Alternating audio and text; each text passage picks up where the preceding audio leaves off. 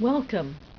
Women have made great strides in medicine over my lifetime, but faculty and leadership in our medical schools remains mostly male. Let's review data collected by the Association of American Medical Colleges to examine the progress of women as leaders in medicine.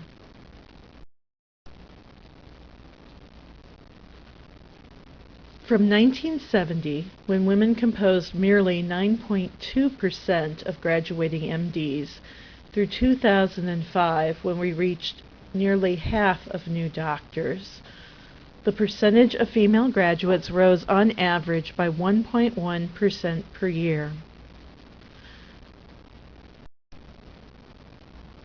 Graduate training requires 3 to 10 years, depending on specialty choice. So we expect a lag between graduation from medical school and entry into the faculty as an assistant professor. Based on the proportion of graduates in 1985, we would expect to see approximately 30% of assistant professors being women by 1995, the first year the AAMC collected these data. This was achieved, but subsequent increases in female faculty growth have been at half the rate of women graduates, at only 0.6% per year. Why are women not entering academic medicine at the same rate that they graduated from medical school? Achieving the rank of professor requires another 10 to 15 years, depending on specialty and institutional requirements. For predictive purposes, we used a 20-year time frame from graduation to achievement of this rank. Based on the percentage of female graduates in 1975, we expected 16% professors in 1995, but we only documented 10%.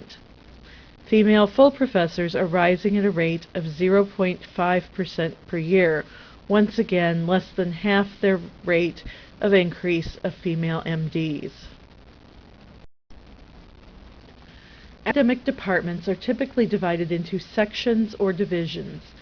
Section chiefs provide critical leadership, developing clinical and research programs with operational and profit-loss responsibilities.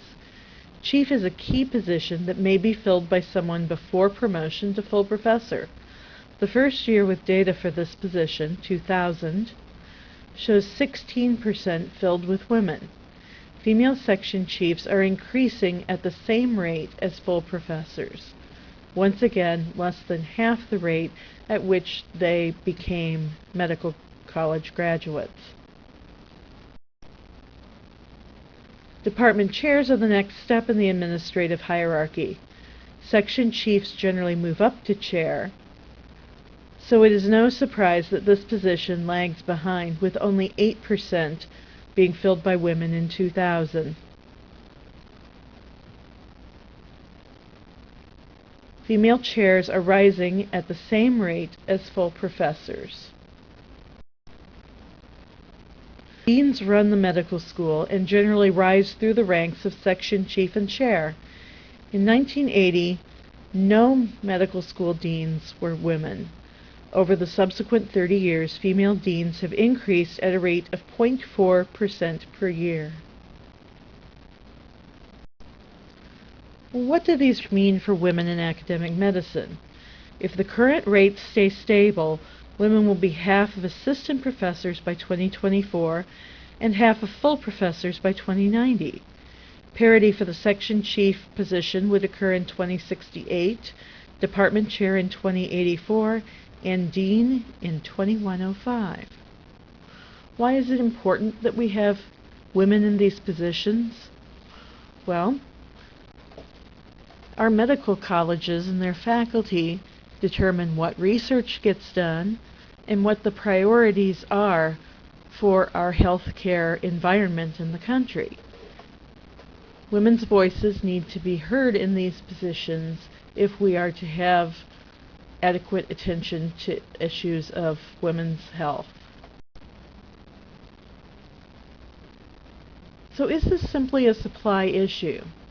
We now have approximately half of graduating MDs women.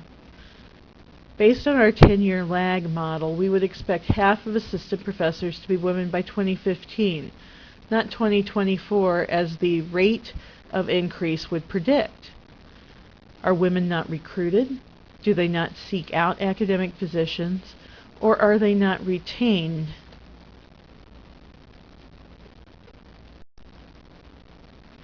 Women just see a giant unwelcome mat outside of the ivory tower.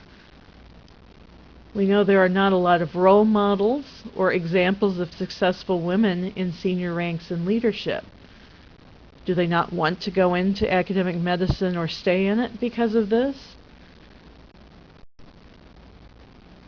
Issues with the data that are available to us. First of all, the faculty are all lumped together without separation by degree. They include both the medical doctors and the PhD scientists who are hired by medical institutions. There's also no sorting by faculty track. Many faculty in medical colleges do not have tenure track positions and are there mostly as clinicians. These limitations would primarily affect the assistant professor level, so data for this position may possibly look better than it really is. I'd like to thank you for considering these issues and to also thank the data source